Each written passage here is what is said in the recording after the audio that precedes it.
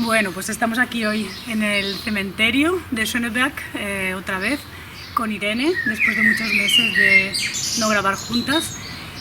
Y hoy queremos hablar de un libro que nos hemos leído las dos, no hace tanto, ¿no? Bueno, yo no hace mucho, no sé si en noviembre y yo lo acabo de terminar también. Y es un libro que trata sobre un tema que nos interesa mucho, del que hablamos muchas veces y que es uno de los temas, o es el tema de Irene en realidad, ¿no? El eros o el amor. Y bueno, y aparte de ese tema, pues crítica social y otros temas bastante actuales. Y vamos a empezar a hablar y a ver dónde vamos llegando. El libro de Flaubert se publicó, no recuerdo exactamente el año, pero a mitad del siglo XIX, hacia finales del siglo XIX, y se hizo conocido, tuvo fama inmediata, entre otras cosas porque fue censurado, fue censurado, no fue, ¿cómo se dice? Como que le acusaron. Fue llevado a juicio, exacto, por ofensa a la moral pública. Y curiosamente por un fiscal que fue el mismo fiscal que también llevó a juicio otro libro que salió por esas fechas, que fue Las flores del mal de Baudelaire. El de Las flores del mal fue condenado y le obligaron a eliminar 6 poemas que luego se han vuelto a publicar y a pagar una multa, mientras que Flaubert fue absuelto, digamos, gracias a un abogado defensor al cual dedica también el libro. Por lo menos en esta edición hay como un pequeño prólogo, o sea, el libro está dedicado a un amigo, pero además hay como una recesión en la que le da las gracias al abogado defensor, porque además, como suele pasar cuando se hace un juicio con estas cosas, le dan más fama de la que hubiese tenido probablemente, ¿no? Como que alumbran ahí un aspecto que hace que genere curiosidad al final, ¿no? Porque además lo llevaron a juicio porque le dieron un carácter como escandaloso y el abogado consiguió defender, ¿no? Que en realidad Flaubert estaba haciendo una crítica a lo escandaloso, ¿no? Claro, como que sí, eso es curioso, como que la acusación, de hecho, en el prólogo de este libro dice que Pinard, se llamaba el fiscal, que tenía una sensibilidad bastante elevada para detectar de hecho decía que el libro estéticamente era un libro que estaba muy bien, pero que eso, que ofendía a la moral pública y que el bien estaba demasiado ausente en el libro, que no había ningún personaje que lo representara, que bueno, se puede cuestionar también. Y de hecho esto era real, porque realmente Flaubert era una persona que estaba en contra de los valores que comenzaban a estar en alza en aquella época, ¿cómo decir? No quiero decir de la democracia, pero sí él sí que veía los peligros de la democracia, y decía que uno de los peligros es que la gente se empezara a creer en ideales, o sea, como que proyectase la misma fe que tenían en la iglesia, pues en otro tipo de ideales, y que al final el oscurantismo siguiese siendo el mismo de alguna manera, ¿no? Como sí es una crítica, y sí que realmente lo que decía el abogado era así, el fiscal, y para defenderlo pues se tuvo que apelar a que realmente era como una forma de mostrar que lo que hace Emma Bovary a lo largo del libro no le lleva más que a la perdición, ¿no? Es como, bueno, hay que hacerlo así, ¿no? Es la única manera de conseguir, digamos, sobrevivir. Sí. Y el libro, no sé si quieres contar el argumento, empezamos por el argumento o por dónde. Sí, un poco contar cómo. Yo creo que empieza hablando un poco de la vida de Charles Bovary, como de esos tiempos cuando estudiaba medicina.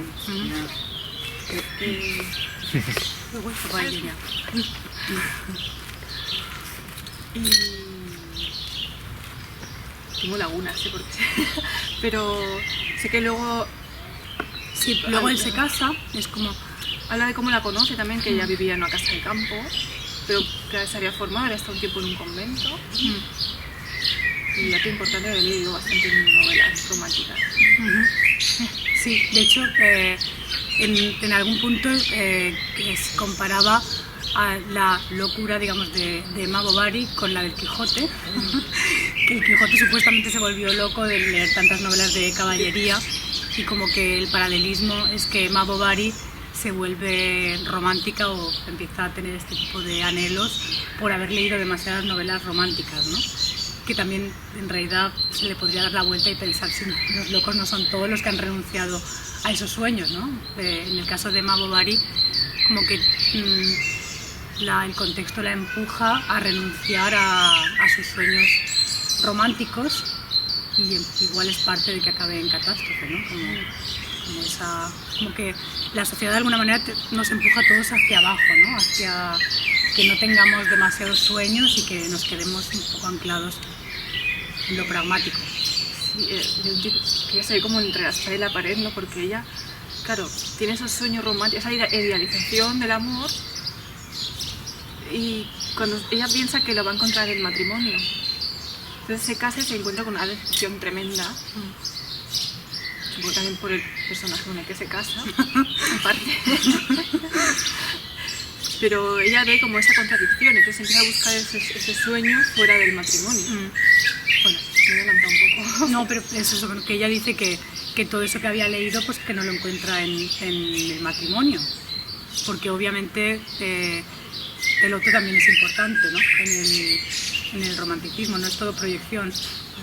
Ella no consigue proyectar o no consigue vivir, digamos, esos sentimientos tan elevados de los que había leído con el que es su marido, que al contrario está súper contento con ella y tiene un amor inquebrantable, ¿no? Es como a lo largo de todo el libro, incluso que en contra de toda evidencia, él no deja de admirarla y de sentirse atraído por ella y de idolatrarla. Es como, bueno, es otro tipo de amor, ¿no? También es como un amor más tranquilo, menos ambicioso. De hecho, así empieza la novela, ¿no? Como describiendo a Charles Bovary como un poco víctima de bullying, se diría hoy, ¿no? Como muy apocado, como poco ambicioso, que acaba siendo ni siquiera médico, sino no me acuerdo cómo lo llamaban, pero era como una categoría inferior a los médicos, pero que ejercían la medicina, podían hacer ciertas, o sea, como había cosas que no podían hacer, pero no llegaban ni a ser médico, ¿no? Entonces para Charles Bovary, como que haber conseguido una chica como Emma, pues ya era el culmen de sus sueños, ¿no? Pero sí, son dos tipos de amor distintos, como el amor tranquilo, además lo describe al principio como esa rutina de que volvía a casa y ella le había preparado la comida, y entonces siempre lo mismo que ella no soportaba, y para él era la felicidad absoluta. Y la falta de crítica, ¿no? Que tenía como...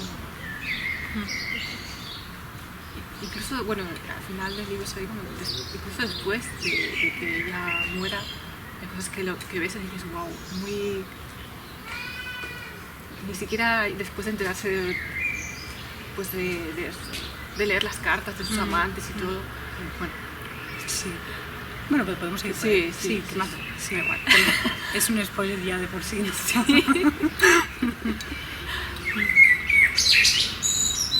Sí, pues ¿quieres seguir tú con el argumento? Es como... vamos por el tema, bueno, de que él la conoce en el campo y se casan. Y ahí... Hay una cosa que sale mucho, es el hastío de ella en el matrimonio, pero tiene un hastío, yo supongo que estaba haciendo un reflejo de la sociedad. Ella tiene un hastío, pero es que luego en sus relaciones apasionadas acaban en hastío también. Y todo el tema es muy importante también, muy interesante de sus compras. Bueno, que los personajes que ha escogido Flaubert son muy representativos, ¿no? O sea, el médico... El médico mediocre, la romántica que se vuelve medio loca, el farmacéutico manipulador ambicioso, el personaje más interesante me parece a mí, el farmacéutico. El comerciante sin escrúpulos. Era como una cosa muy incipiente quizás en la época. Exacto. Y que, no sé, es que lo veo tan reflejado también hoy. Claro, pero hoy es como pues, que lo que un poco también yéndonos al final, pero un poco como termina toda la novela, con el triunfo de esto y la muerte del amor, de alguna manera, ¿no?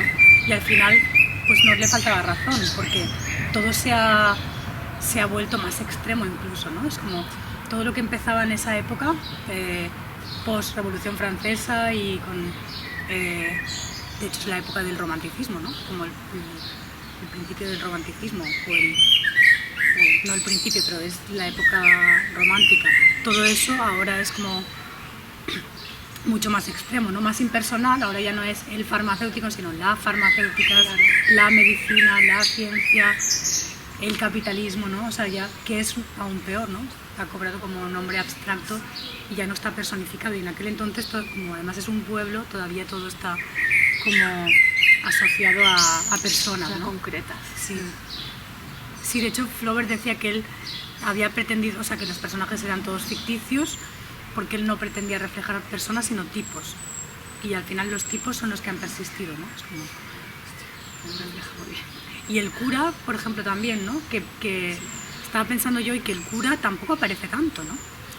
Es como... Era la época en que justo estaban desapareciendo, bueno, desapareciendo no, estaban perdiendo poder, estaba pasando a manos de la ciencia, que es lo que se ve muchas veces, incluso el farmacéutico, ¿no? Hablando del progreso y tal, que este es un tema que he estado releyendo de todo el tema de la operación. Qué risa, es que eso es muy humorístico. Sí. Yo lo estoy releyendo también, porque para mí es el... Claro, es como él solamente describe lo que le sucede, ¿no? No es que él se esté... Flaubert, no es que se esté inventando nada, ni siquiera burlando, ¿no? Él describe lo que pasa. ¿Quieres contarlo tú? Lo de la operación. Sí. Vale. Era Hippolyte, que es el que trabaja en una fonda. Tenía un problema, bueno, tenía una deformidad en el pie. Y... Pie zambo, lo he buscado para ver, que era como el pie doblado así hacia adentro. Y entonces el farmacéutico lo anima, lo convence para que se opere, para que se deje operar por Charles Bovary. Convence también a Charles Bovary. Claro, él va a ponerle que no tiene ambición, o sea, es como el farmacéutico es ambicioso, pero Charles Bovary en realidad no es ambicioso. Claro, se deja como dominar por el farmacéutico. Por el farmacéutico y por Emma. Sí. Porque te acuerdas que en ese punto ella acaba de sufrir, creo, no sé, su primero o su segundo fracaso amoroso, y está intentando enamorarse de su marido. Sí, es verdad. Y entonces, como no lo consigue, porque dice que era muy difícil hacer encender la pasión hacia Charles, porque era un personaje tan plano de alguna manera, y esto hubiese sido una manera, ¿no? Hacer de él un médico con renombre. Entonces, entre todos lo intentan convertir en una especie de héroe, ¿no? Una operación para eso, ¿no? Pues el farmacéutico le intenta convencer al chico para que se opere, a Hippolyte, pone, bueno, a Charles también para hacer la operación, y también dice, así, si todo sale bien, dando por supuesto que todo saldrá bien, yo podría publicar un artículo en la prensa. Que de hecho lo publica. Pero eso es totalmente actual. Y de hecho, y de hecho, creo, bueno, lo operan, supuestamente todo fue muy bien, le meten el pie en la máquina, como supongo que para corregir la forma, y al cabo de una semana se empieza a cangrenar. Y claro, la fama de Charles hace como un giro... Claro, pero ellos no lo quieren ver, eso es como muy importante, porque es como ya el farmacéutico ha mandado su artículo diciendo que en un pequeño pueblo, como exagerando el éxito.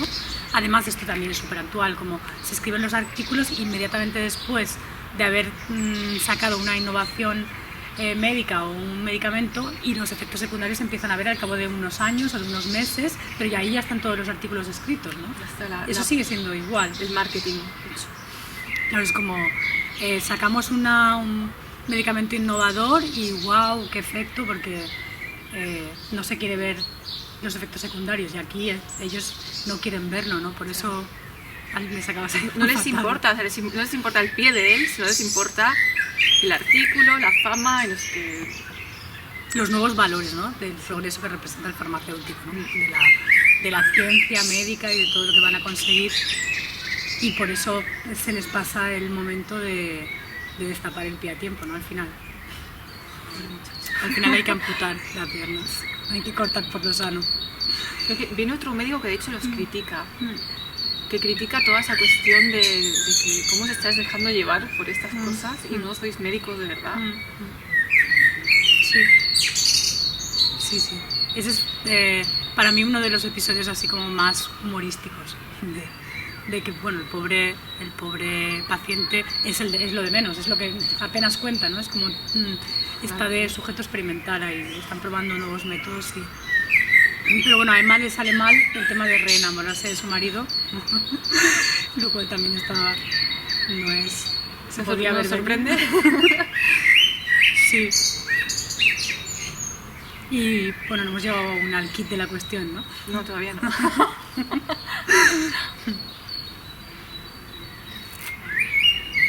¿Por dónde íbamos? Como se casan, ella no consigue enamorarse de él.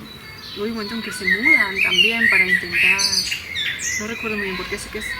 Pero ahí creo que ya es después de ella tener su primer episodio amoroso y se pone enferma con León. Sí, cuando acaba se pone súper enferma. Sí, que también es interesante eso, ¿no? Como muy del siglo XIX y probablemente muy actual también, lo que pasa es que ya no lo vinculan. O sea, hoy en día casi decir, no voy a decir muerte, pero incluso muerte, ¿no? Pero enfermedad por amor es como sigue existiendo. Que tiene la melancolía, de hecho. Fiebre porque está... Sí, claro, eso sigue existiendo, pero ahora se buscaría un virus o se buscaría un correlato físico. Entonces no se conecta una cosa con la otra, no se conectan las enfermedades con las situaciones vitales. Exacto, claro. Y ahí en el libro ahí está muy claro. Sí. Justo acabar, o él se va, ¿no? Él se va a vivir a otro sitio. Estoy pensando no sé si era con ella o con Rudolf. No lo sé. Uno de los dos, sí. Cuando... Creo que es Rudolf, porque con León como que empieza, es como todo muy platónico todavía, la primera vez, ¿no? Es verdad, es con Rudolf. Porque además con Rudolf hace planes de mudarse y es una de las cosas que la endeuda, que empieza a comprar baúles, abrigos, no sé qué. Y él le accede al plan de mudarse y en el último momento le manda una carta y le dice que no.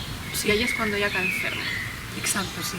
Que además ahí también está el comerciante, ¿no? Que le da crédito todo el rato, que es como también tan moderno, como le da crédito y al final le acaba exigiendo una suma de dinero que ya no puede pagar. Bueno, eso ya en es... 24 horas. Sí, es al final. Ahí eso ya es su perdición, porque ahí ya acaba haciendo cosas que no... O sea, claro, ahí está perdiendo el control absoluto, pero eso pasa más hacia el final. Pero sí, con Rudolf vive, digamos, su primera pasión amorosa, ¿no? Es que no recuerdo, yo creo que algo le pasa con León. Que con León hay como no sé el sentimiento, pero luego él se marcha porque él tiene que hacer su pasantía, creo, está estudiando abogacía y creo que tiene que irse a París y se marcha y queda como un poco en el aire. Y luego a ella le invitan a una fiesta, que es ahí donde conoce a Rudolf. Que la conocí. No sé si la fiesta era antes, creo, que le va viniendo el recuerdo de esa fiesta a lo largo del libro. No, porque ahí se queda ella como se dice, extasiada con otro nivel de vida, ¿no? Sí. Con otra gente que vive con otra clase social. Creo que es una reunión, algo que pasa en el pueblo, hay una reunión o una feria o algo así. ¿Y conoce ahí a Rudolf? Sí. Ah, puede ser. Sí, lo de la feria también es interesante porque es como... ahí también hay un capítulo interesante que empiezan a dar, pero esto se iría del tema de que empiezan a dar premios como reconocimientos, y no sé si te acuerdas que hay un momento que quieren reconocerle a una vieja que lleva 50 años trabajando con las cabras o no sé, y están ahí los burgueses llamando a la mujer y no aparece nadie, y al final aparece una viejecita así pues que va a recoger el premio y que no entiende nada. Y luego, me lo he copiado aquí porque luego dice... Bueno, lo que habla al final es de la complacencia de los burgueses dando premios y de la perplejidad de la persona, de la mujer esta.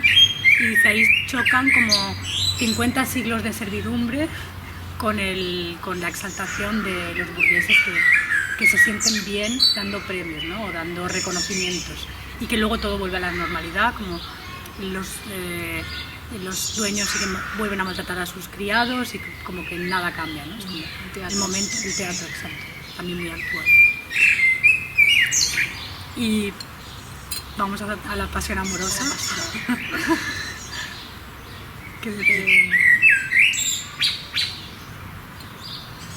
O el final, eso es como cuando se acaba. Como ella se súper enamora del Rudolf este. O sea, ella tiene como, él entiende ese sentimiento León, pero él se va y ella se queda dolida, pero luego conoce a Rudolf y entonces tiene un romance con él, yo creo que es como 2 años o algo así, que se encuentran cada noche a oscuras y se mandan un montón de cartas. Sí. Y ella tiene toda esa fantasía de abandonar la vida que tiene y fugarse con él. Que entre medio tiene una hija. Sí, es verdad, que tampoco, que la deja a cuidado de otra persona, o sea, Sí, que la deja sí. en manos de otra persona, porque Sí. ella apenas tiene...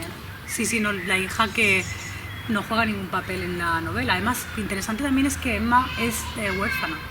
Emma Bovary perdió a su madre. Creo que no es tan pequeña como... No es tan pequeña, pero sí que es una niña todavía cuando pierde a su madre, ¿no? Igual, leyendo el libro este que me regalaste de Anne Carlson, que habla de que el amor es una carencia, ¿no? Es como, no sé si esta pasión así tan grande también se puede vincular con esta carencia de madre y esta incapacidad de ser madre, ¿no? Ella no... De hecho, cuando le preguntaba al Rudolf qué va a pasar con su hija, es como ella ni siquiera cuenta con ella, es como que no lo sabe muy bien. Ella ¿no? es hija, no ha pasado de ser de hija a madre, ella es solo hija. Sí. Y los amores que... Es que también lo que veo es que hoy se llamaría apego ansioso o algo así. Tanto León como Rudolf al final la rehuyen porque le resulta muy pesada, muy agobiante y como que les demanda mucho. Y Rudolf es como que yo no me quiero comprometer con esto. Y León es en plan de, oye, yo soy... Sí, porque Rudolf es el más vividor, ¿no? Es como el menos, Sí. En realidad no es muy romántico el Rudolf. León sí que como que ahí es algo mutuo, pero en Rudolf se ve todo el rato como el de este lado calculador más bien, ¿no? Sí. Y al final, sobre todo cuando le escribe la carta final, ¿no? Para dejarles como todo calculado al milímetro, porque él no se quiere fugar con ella, porque no quiere, pero le hace creer que es lo que pasaría, pero como remarca lo que serían rechazados socialmente, pero que pone ahí mucho empeño en escribirla de una manera que ella vea que no había otra cosa que hacer, ¿no? O sea, ahí el romanticismo por parte de Rudolf brilla por su ausencia totalmente. Y León es más por una cuestión de que, claro, ella luego lo va a visitar a donde él está estudiando y tienen sus encuentros apasionados y tal. Y hay una escena muy buena, la del coche. Así. Muy buena. Es la escena donde no se ve, o sea, es... Sí que, claro, porque Flaubert ya sabía o sea, apenas hablan de nada carnal, ¿no? Es como no... Claro, es como cuando están los encuentros carnales, Flaubert desvía la atención hacia otras cosas. Entonces tú te imaginas el encuentro carnal y Flaubert te va hablando en este caso del coche de la ciudad, Sí. de lo rápido que iba. Sí. El conductor que estaba como perplejo de qué pasa aquí. Que no sabía dónde detenerse, ¿no? Como que se la pega dando vueltas a la ciudad durante horas, sí. Pero León, entre que parece que su madre le advierte y sus compañeros de estudio le empiezan a decir, pero tú se ríen de él porque está como teniendo un affair con una mujer casada y él la empieza a percibir como muy pesada a ella, como que le pide mucho. Y claro, ella se siente muy mal porque ve que ella se enamora y se entrega súper apasionadamente y ella espera que le quieran incondicionalmente y cuando ve que no, se rompe por completo. Claro, ella espera de reciprocidad en ese sentimiento, ¿no? Como que los dos se encuentren en el mismo lugar y eso es muy difícil de sostener en el tiempo al final, ¿no? Es como imposible, no sé, pero como ese nivel de romanticismo choca con la realidad todo el rato, ¿no? Con su propia realidad, de mujer casada, con una hija, sí, aunque ella con Rudolf sí que está dispuesta a abandonarlo todo y a marcharse, ¿no? Y sueña con que que vayan a ser felices para toda la vida. Y luego estaba siendo engañada también, porque Rudolf ya sabía que no, él estaba pasándoselo bien y bueno, aprovechando que estaba con una mujer muy bella y tal, pero estaba siendo súper engañada. Y luego cuando se pone enferma también, bueno, hay una escena que suprimieron, se ve, pero creo que sale también en el libro, pero más corta, que es cuando pues, Charles Bovary quiere curarla o quiere hacer algo por ella porque la ve muy mal, está totalmente desganada, melancólica, no hace nada. Y empiezan a echarle, hay una charla con la madre de Charles Bovary y el boticario, el farmacéutico, sobre el poder nocivo de los libros. Que hay un momento que la madre dice que si no se podía, si los libreros están vendiendo veneno, si no se les podía acusar de envenenadores. Y el boticario también empieza a hablar de todos los peligros de la lectura, ¿no? Que también era un tema por aquel entonces, ¿no? Que las mujeres empezaban a leer mucho, sobre todo las mujeres, y eso generaba como una especie de desconfianza en la sociedad y en los maridos, supongo, porque es como que era un espacio obvio donde no entra el marido y donde la mujer puede soñar y donde además sueños románticos como que se escapa, ¿no? al control. Claro, es una crítica también, es una forma de evadirse del matrimonio, que a lo mejor era, una vez que estabas dentro, por aquel entonces era muy difícil salir, supongo, y la lectura era una forma de no estar y de soñar. Y un adulterio de por sí. Claro, y se empezó a condenar la lectura como algo pernicioso, es como el Quijote, ¿no? Como el hecho de leer es lo que lo volvió loco, que yo no estoy para nada de acuerdo con esa visión. Es como, el problema es la locura de haber renunciado a todo eso hacia la fantasía y al sueño, ¿no? Como el contraste de la lectura y la sociedad. Sí, de la ficción y la supuesta realidad, ¿no? Pues eso, la realidad aplanada por la baja, ¿no? Como de vivir demasiado en el mundo profano y como limitado y no, sin grandes sueños, y la vida práctica y útil, y renunciar a todos estos ideales románticos, que bueno, que sería muy aburrida la vida. Claro, es como, habría que ver cómo, claro, supongo que la habrá, pero una novela que describe, sí, claro, las hay, como Bartleby, el escribano. ¿No has leído eso? Que habla de un hombre sin pasión, ¿no? Es como que también acaba muerto al final. Es como que se podría decir, o la crítica de este libro, que termina mal, ¿no? Se podría decir que es como si Don Quijote acaba muerto y Emma Bovary acaba suicidada, ¿no? Con un fármaco. Con un fármaco. He probado. Que roba ella de...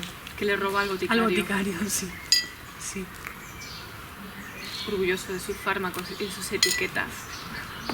Sí, además, pero eso muere fatalmente, pero eso no significa tampoco que lo contrario, o sea, haber renunciado a esto hubiese sido mejor, ¿no? De alguna manera.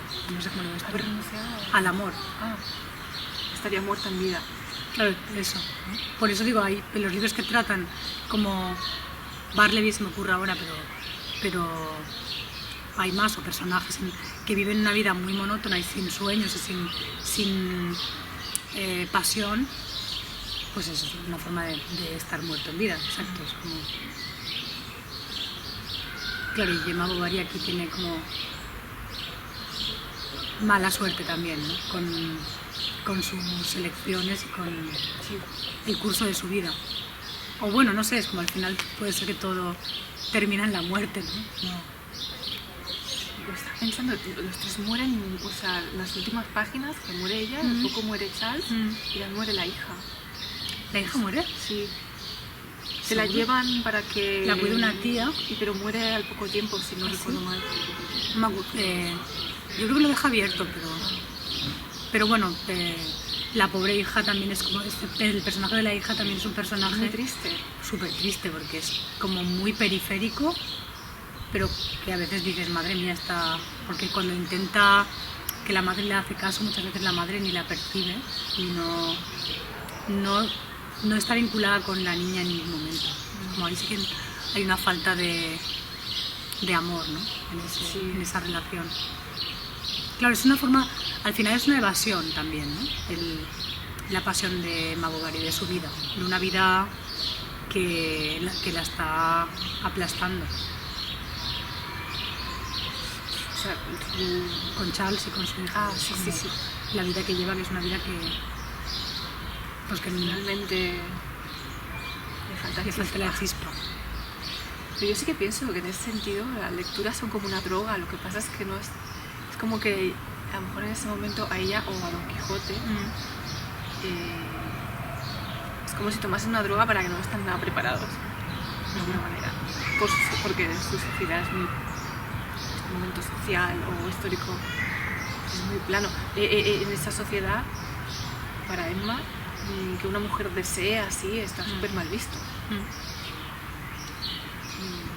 Claro, o sea, como que sería muy difícil llevar a cabo lo que has leído ahí, ¿no? Es como, ella quiere vivir, igual que Don Quijote quiere vivir esa parte encantada de la vida, ¿no? Quieren vivir eso que escrito se puede describir, pero que al vivirlo te chocas todo el rato con la realidad. Te chocas con ella, claro, porque la realidad es así, tiene esa parte de... no sé cómo decir, como... Tiene el miedo al eros, es ubicuo y es como si tú quieres vivirlo, siempre te vas a chocar con una crítica, todavía hoy, ¿no? Es como, son distintas las críticas, pero siempre hay alguien que te va a decir que no te vayas por las nubes, ¿no? Que no te conviene o que vas a sufrir o lo que sea. Y eso era entonces y yo creo que es ahora. Lo que pasa es que cambia el formato y hay un poco más hay más grietas quizás, ¿no? Pero bueno, tienes que verlas también, hay más grietas, pero también hay mucha presión social para no ir por ahí, para no aventurarte demasiado en amores imposibles, ¿no? En amores, el amor fu. Sí, es verdad, esa intensidad siempre se intenta evitar. Estaba pensando, claro, en el momento en la sociedad de Emma, por así decirlo, es como que había un patrón muy marcado. Bueno, el matrimonio, ¿no? Luego aparte la hipocresía o la doble moral. Ahora no, ahora es como que hay muchos patrones, pero yo creo que ahora obedece más como es como el mercado, ¿no? Ahora hay muchas posibilidades, que no se te escape ninguna, pero es que falta esa cuestión de la intensidad. Claro, de hecho el romanticismo está muy denostado, ¿no? En cierto sector de la población que además ahora está tomando bastante poder, ¿no? Como no hace falta decir cuál, pero como que aspirar al romanticismo se asocia con patriarcado, se asocia con valores que son muy criticados y que no deben de ser. Y el poliamor también es una forma de incitar a renunciar a lo romántico de alguna manera, porque yo no creo que tú puedas tener sentimientos románticos de esta intensidad con muchas personas a la vez, ¿no? Es imposible. Es como la cantidad empobrece la intensidad al final, ¿no? ¿Cómo lo ves tú? Yo lo veo complicado.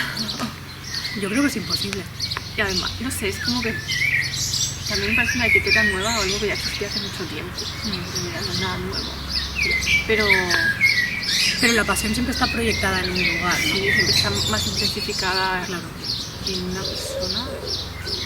No creo que en 5 o 6, me parece. No, eso ya sería otra cosa, yo creo. O sea, es como... Pero el tema general sería, yo creo que sigue habiendo... O sea, yo creo no, es así. La intensidad se intenta reducir a costa del sentido común y de la razón y de lo que debe de ser y de lo que hace... O sea, lo que no vuelve demasiado loco a la gente, ¿no? De lo que tú decías de Platón en un vídeo que los amantes como son también una especie de rebelión hacia afuera, ¿no? Porque no les interesa nada y ponen todo su interés en la otra persona y no en el mundo.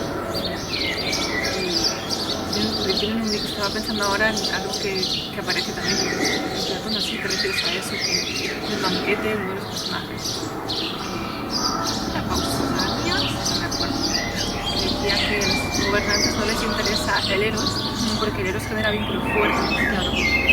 Y ahora una manera en que eso es, yo no sé, en esa idea del poliamor y tal, veo es también que un desvínculo, sí, que no creo que son vínculos,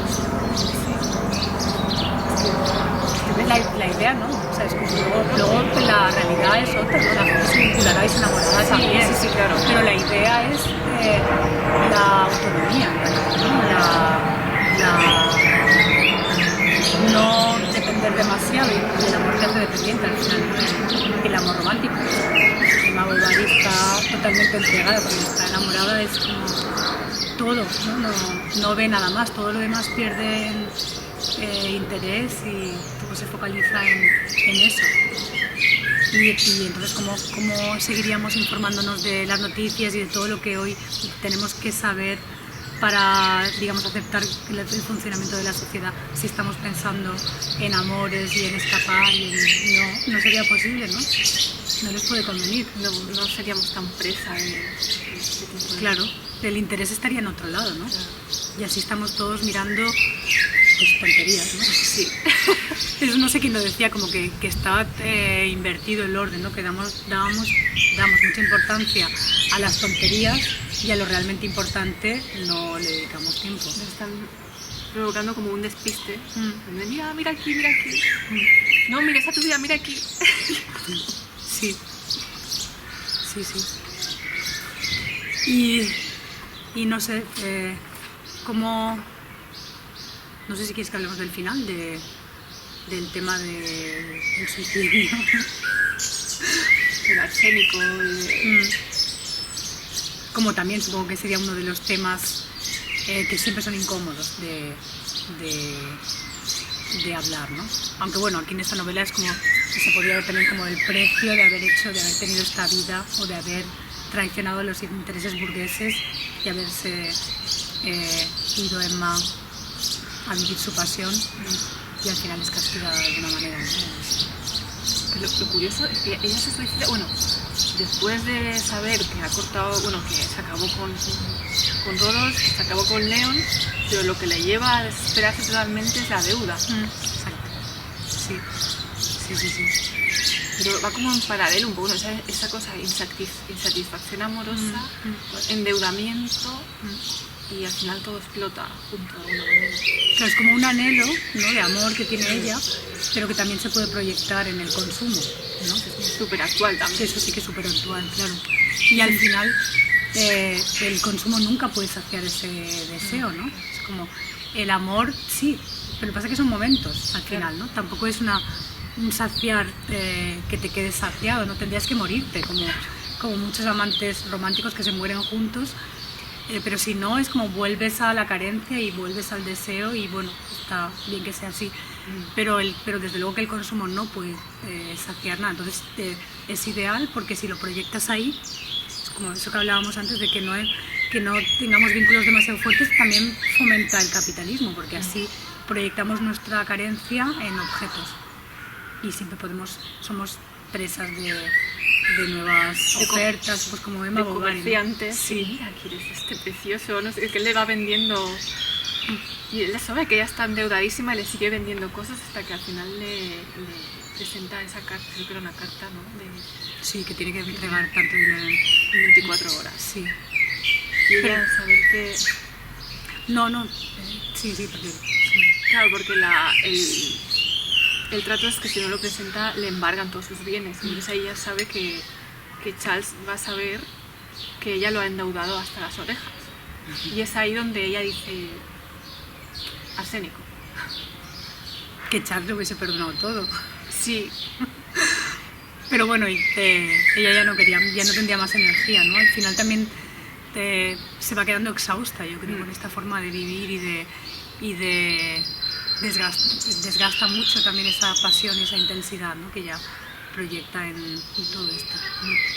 Y esa vía de escape, ¿no? Supongo que sus pasiones se habían acabado y ella también vivía como rememorando muchas veces los encuentros con Leon, los encuentros con Rodolph, y tampoco tiene esa vía de escape de consumo.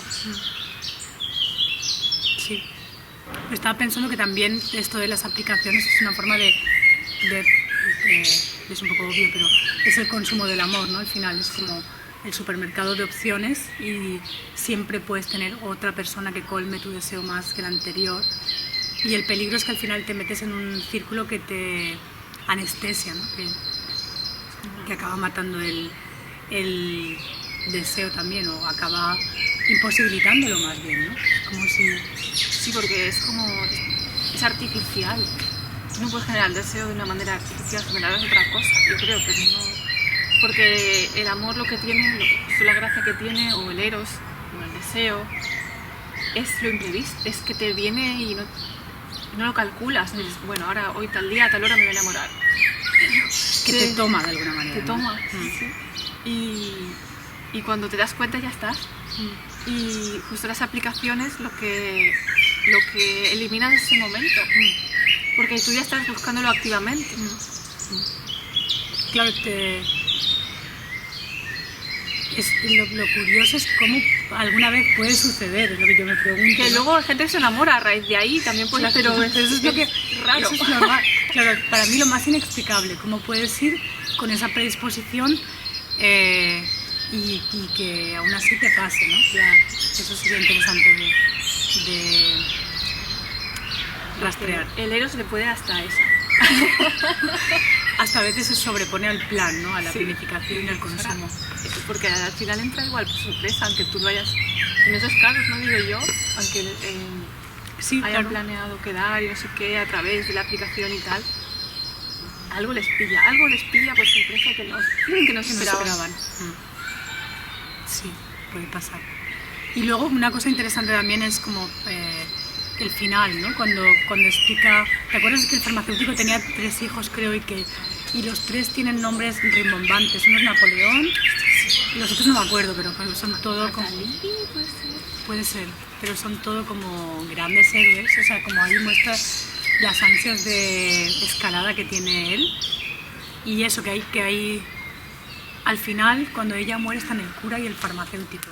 Y los dos, esa escena también es muy buena, y los dos se duermen y están como igualados a la baja también, roncando, es como pasando de todo, o sea, es como la moral, ¿no? Que tanto, o sea, el farmacéutico con sus ideales y el cura con los suyos, y al final, ante la muerte, también los dos roncando, es como tampoco... Vamos, que no nos importa de eso. No, o sea que es... No recuerdo mal, los dos piensan en un epitafio. No debe ser, no me acuerdo de eso. Pero... Y el farmacéutico, que al principio, cuando aparece el personaje, dice, muy al principio, como llevaba zapatos de piel verde. Y cuando termina, esto lo he leído cuando termina dice, porque él quería la fama, claro, del farmacéutico. Y al final le acaban dando la cruz, ¿cómo se dice? Como una Auszeichnung, como una especie de condecoración, sí, una cruz por la ciencia, y acaba la novela diciendo y tenía una clientela del demonio, o sea, como que hace de ese personaje un personaje demoníaco. Y sí, o sea, como ambicioso y demoníaco y representante de la ciencia que estaba en alza. Además, que es curioso que fuera el farmacéutico, y dice que después de que Charles muriera, varios médicos intentaron establecerse y no lo consiguieron, porque el que tenía el poder era el farmacéutico al final del pueblo. O sea, como que él consigue imponerse, ¿no? Con todos sus valores del progreso, de la razón y de representante de la ilustración, pues al final no es más que el poder con otro rostro, ¿no? Y es como súper... o sea, es lo que ha pasado históricamente, que las farmacéuticas se han puesto por encima de la medicina. La medicina ya no es medicina, es farmacológica. Sí, negocio también, ¿no? Es como negocio y farmacología, exacto. El hecho de no vincular el cuerpo con el alma, por decirlo de alguna manera, o con el espíritu, ya forma parte de eso, ¿no? De hacerlo todo físico y tratable. Vamos, más actual no puede ser. En esas estamos, ¿no? Sí. Yo me había marcado cuando lo leí 2 momentos. Me llamaron mucha atención. Y uno era que Emma Bovary, cuando ya cortaba con Leon, le está escribiendo cartas y cuenta algo así, o sea, el narrador así cuenta como que ella le estaba escribiendo cartas a él, pero en realidad en el fondo sabe que se las está escribiendo a otro hombre que ella se ha imaginado. Yo pensaba, hostia, siempre hay algo de esto en el amor, ¿no? Sí. Claro, en qué brecha hay entre el que tú te has imaginado y el que amas, pues ahí está la cosa también. Pero siempre hay algo de eso, ¿no? De proyección o de idealización. Sí. Sí, que decía que luego cuando se lo encontraba y lo miraba y le costaba un poco reconocer a ese hombre al que ella le había escrito, porque claro, al final también la ausencia, ¿no? hace eso, que en tu cabeza se forma una imagen de una persona que luego tienes que hacerla coincidir con la realidad. No siempre es tan fácil, ¿no? Sí. Y luego otro momento cuando ella ya ha fallecido y Charles empieza a hacer cosas que hacía ella y como que se perfuma, se viste de tal manera, empieza a coger los rasgos de ella. Wow. Es muy curioso. Eso es un temazo. Es muy freudiano de la melancolía, ¿no? Sí. Como, muy de no querer hacer el duelo, ¿no? No la quiero perder. La incorporo. Vaya. Y también interesante la conversación final que tiene con Rudolf. ¿Te acuerdas? Sí. Charles con Rudolf, donde que es bastante triste, ¿no? Es como donde Rudolf acaba sorprendiéndose de este hombre que es incapaz de enfadarse es como le acaba echando la culpa a la fatalidad. Sí. Que es también a quien le echa la culpa Rudolf cuando la deja. Dice que es como que era la fatalidad, ¿no? Es verdad que Rudolf lo acaba viendo como muy servil. Que él empieza a excusarse un poco, el otro no deja ni excusarse, como que no... Porque no le quiere echar culpas a Rudolf tampoco. Pero al final, tanto el tema de Emma Bovary, de su proyección, es como ese Eros está en nosotros, ¿no? Y queremos vivirlo a toda costa y todo lo que nos impide vivirlo, pues queremos o no verlo, ¿no? Y como negarlo o sortearlo de alguna manera, ¿no? Para poder seguir con ese algo que te da sentido y que te da intensidad, ¿no? Ahí tienes... Sí, hay que hacer un ejercicio mental para proyección al final. Y encontrar un equilibrio, ¿no? No sea demasiado, no hay una brecha muy grande. Claro, pero y ahora para terminar podríamos preguntarnos por qué, pues al final, ¿qué piensas tú de todo esto? Porque es como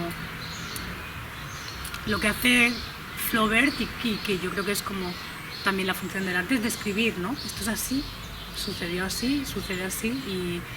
Es hacerte ver lo que normalmente no se ve, pero no en plan obsceno, sino hacerte ver las conexiones que normalmente no se ven. O ver otros sentidos de la vida, ¿no? Que el que está impuesto o el más inmediato o el más... Y claro que parece, o sea, como aquí, como en el Quijote también, ¿no? Este paralelismo de al final el individuo tiene que fracasar porque la sociedad es como demasiado potente, ¿no? Todos los obstáculos que te pone a la hora de vivir estas cosas son demasiado grandes, ¿no? Pero no tendría por qué ser así, ¿no? Estaba ahora pensando cómo habría sido si Madame Bovary dijese, oye Charles, que me voy, que te den. Si hubiese podido divorciarse. Que te den. ¿Qué te quedas? Porque parte de lo que le pasaba era, claro, no había el divorcio. Bueno, no sé si había, no creo que hubiese divorcio. No creo. Te podías fugar. Pero es verdad, pero el tema es, no es imposible. O sea, como, este es un tema tuyo, de seguir el propio deseo, ¿no? Claro. Yo lo he aprendido de ti. Digo, lo he aprendido a llevarlo al más in extremis. Porque ¿quién te dice que en tu caso va a fracasar, ¿no? Es como al final, lo que pasa es que no queremos arriesgar. Claro. Es como, no nos queremos arriesgar a sufrir y ni al juicio social, ¿no? Quizás, claro. que siga habiéndolo, ¿no? Porque también hoy, bueno, esto es cotidiano, que la gente se casa y luego se enamora de otro y luego tiene el dilema, y tiene hijos y tiene el dilema de qué hacer. Y a veces te puede funcionar porque la gente con la que te encuentras, o sea, ¿quién te dice que te encuentras con el amor de tu vida al principio de tu vida, ¿no? Y además tú vas cambiando y eso puede ir cambiando también. Lo que pasa, y se hace daño quizás, pero bueno, es que es un daño que ya está hecho. En el momento que a uno le toma el eros y que proyecta sus sentimientos en otra persona, el daño ya está hecho. Luego lo puedes esconder como hace Emma Bovary, o lo puedes intentar vivir. Yo creo que esa sería un poco mi conclusión. Yo creo que con menos daño, pues, o sea, llevarlo con el menor daño posible. Sí, pero el daño se hace en el momento que tú te enamoras de otro. Ya es como... Claro, ahí ya se acaba ese sentimiento para esa otra persona, con la que a lo mejor te quedas por compromisos sociales y por presión social. Pero igual sería, no sé, más daño sería quedarse. Claro, esa sería la lectura que haría yo, que al final el daño es, no sé, tampoco quiero... Es autotraicionarse.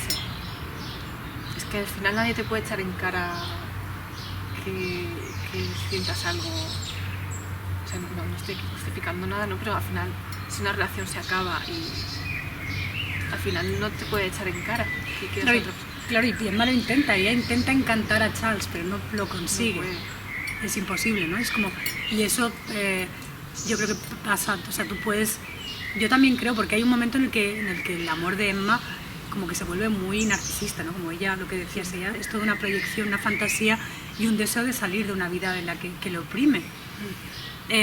La cuestión es, cuando tú tienes una relación, sí que sigue habiendo una manera de encantar la relación, ¿no? De seguir admirando a esa persona, de que, o no depende de ti únicamente, pero también depende de ti, ¿no? Es como, no sé, hay como formas de matar la pasión y formas de quizás mantenerla más tiempo.